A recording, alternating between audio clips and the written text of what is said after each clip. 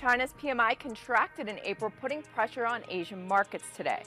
French bond yields are climbing on concerns that socialist candidate François Hollande could possibly become the new French president. I'm Lindsey Bell, and the morning call starts right now.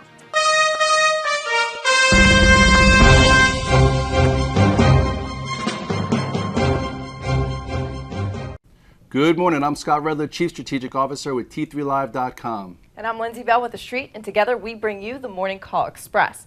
This morning, stocks are trading down on weak economic data out of Europe and China. Scott, can we pinpoint exactly where all the weakness is coming from on today's movement? I think everyone's trying to pinpoint where it's coming from, but the bottom line is there's a lot of contributing factors. Obviously over the weekend you have the election in France. You also had some news that growth is slowing in Europe, which wasn't something that added the not unordinary or whatever that is. And then you have also still China on the verge of slowing. So you put all that together and you mix the pot, and they're not looking so good. And if you want to talk about the U.S. recovery, it's been okay, but in the last few weeks we've also seen some of those jobs numbers go back to the downside, which is a change of trend when it was encouraging to the upside.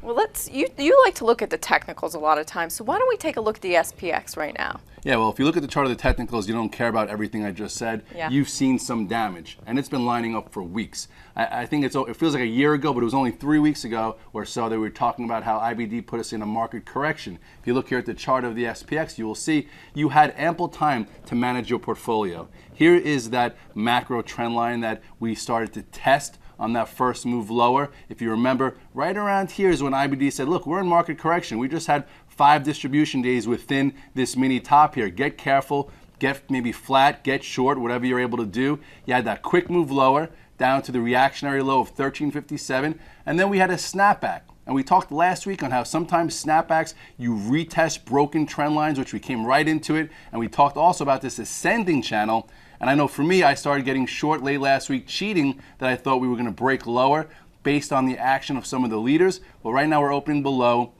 The next level to watch here is 1357. Draw that line on your charts. We'll see if we could get down and test that today. Sometimes when you open up lower, it might retest this area, which would be a way to maybe sell some longs or add to your shorts for what could be a test of this area and then a potential break in the coming weeks.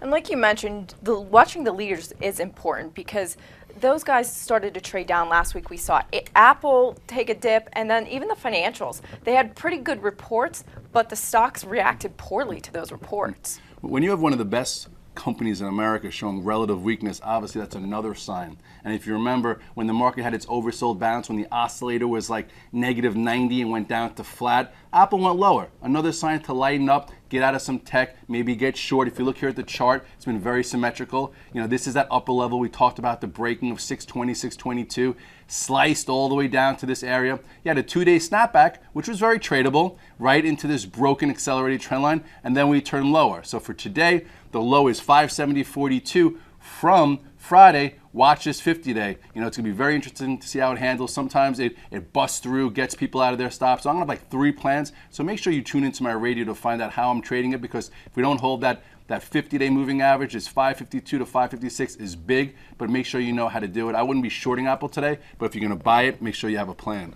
How about can we quickly look at the financials? JP Morgan, they were a leader. Yeah, real quick, JP Morgan, we talked about 43. It started closing on the lows Friday, gave you a clue to get out of some so you wouldn't be in this down open. Goldman Sachs, we talked about this 114.50 area. This broke on Thursday. And then even Bank of America on that up open into earnings gave you a gift. It was right here when we spoke about saying, they've been selling off these financials on earnings. I would not be buying it up here. It was actually up there at 940 pre-market, and now we're coming into this area. So I would watch this 8 level. If you did sell up here, maybe you could buy some back here, but psychologically, you need to see if that area holds.